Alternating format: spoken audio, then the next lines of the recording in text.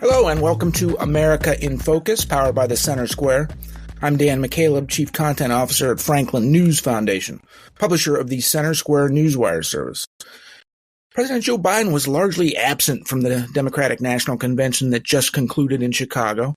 He was the keynote speaker Monday night, but he didn't take the stage until after 11:30 p.m. Eastern Time and immediately left for a California vacation, not sticking around for the remaining 3 days of festivities.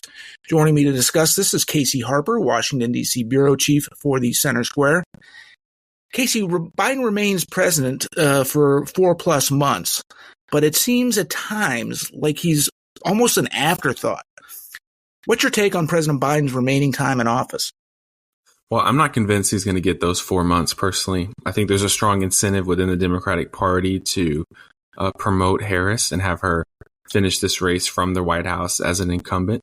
But, it will be hard to push Biden out of his spot or have him step down. He could be, the man who got the first woman president in office, I think, if he's thinking about his legacy. This week at the Democrat National Convention was very interesting. Biden received, broad applause. Harris has gone out of her way to thank him gratuitously in front of everyone for his work.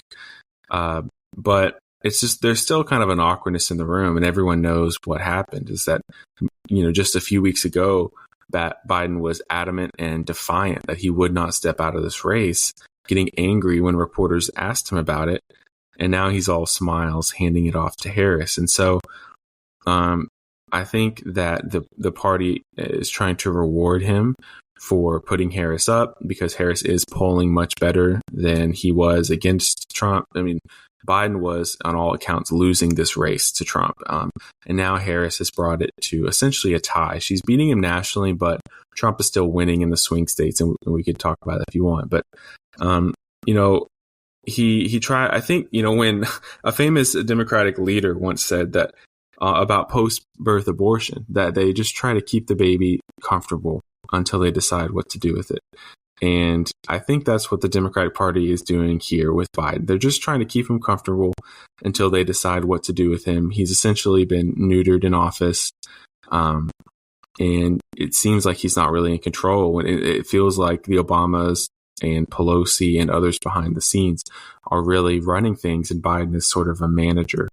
And reports inside the White House indicate that Biden doesn't really have the capacity to do much managing or work long hours. And so he's basically a figurehead at this point, and all attention is on Harris and Trump. And I think they just want Biden to not make any big mistakes, to not make any gaffes, and let Harris have the spotlight. Well,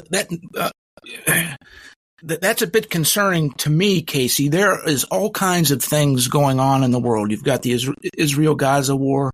You've got the Russian-Ukraine war. The economy is still sort of teetering. You don't know which way it's going to go after, 40-year high inflation earlier in President Biden's term. The U.S. and the world needs an American leader who's strong and can make decisive decisions. But if everything you say is the case, and man, your thought up front that Biden could actually maybe step down in this current term so Kamala Harris could be elevated to the presidency and be the incumbent in November, that would be huge news. And I don't know, would the voting public buy it that it's all legitimate, or if it's just a puppeteer who's pulling the strings for the Democrats? Well, puppeteer is an interesting word, but those who are sort of making a lot of these decisions behind the scenes, I do think they can get away with a lot. I'm not sure they have a very high view of the American public's ability to see what's really going on. So I think they're willing and bold enough to try anything if they think it'll fit their needs. As far as, Biden being in such rough shape and running the country as we have 2 wars and economic distress and everything, the thing that might cheer you up, Dan, is he's actually been in this condition for a long time, and we've made it this far. So what's a few more months, I guess, is you could be optimistic in that way. I mean, despite what Democrats have said, Democrats have acted as if Biden has been totally fine this entire time. And then just in the last couple of months, he's needed to step down. But everyone's known that this has really been going on for years, and gotten worse and worse. And finally, Biden couldn't hide it anymore. And so there are people in the White House, and you see reporting about this, who are making the decisions for Biden.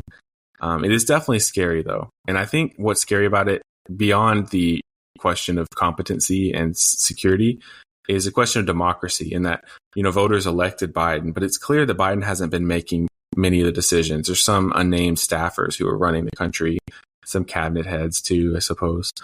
And now Biden won the Democratic primary, but all those votes are basically thrown out in favor of Harris. And so you have a Democratic nominee who didn't receive any votes. And so that's just kind of an interesting, and all this talk about democracy, and I think there's good reason to talk about it.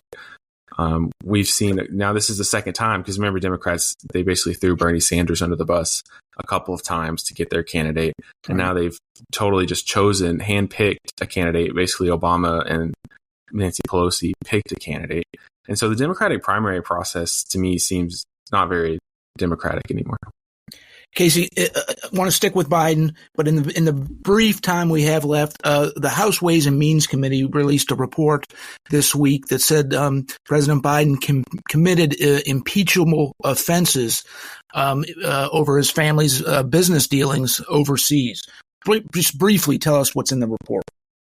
Yeah, it's kind of an amazing news cycle when a report about the president's impeachment offenses doesn't even last more than a day. But you're right. There's a lengthy, nearly 300-page report laying out in detail the alleged offenses committed by the president, which the committee members say, the Republicans say, warrants impeachment. We've talked a bit about this in the past, but essentially nearly $30 million, according to the report, was raked in by Biden's family in this network of business interests in countries like China, Romania, Ukraine, where they use the Biden brand, and they is by President Biden's family members, maybe most notably Hunter Biden, his son, use the Biden brand to make promises of various nature, of influence. And they even say that President Biden knew about it and was involved in it, something he has definitely denied. And so this influence scheme has been going on around the world. It's unclear to what degree that Biden and his family was really committed, or what promises they made, or anything. But the report lays out just millions of dollars from countries of questionable sourcing. Will this actually go to impeachment? I think there's no chance. But, when we talk about Biden and his legacy, it is interesting that the week he hands off the torch to Harris, a 300-page impeachment report lays out all these offenses. Casey, it's going to be a crazy next few months, not just until the election between Harris and Trump, but also what happens with President Joe Biden. Thank you for joining us today. Listeners can keep up with all the news related to President Biden at thecentersquare.com.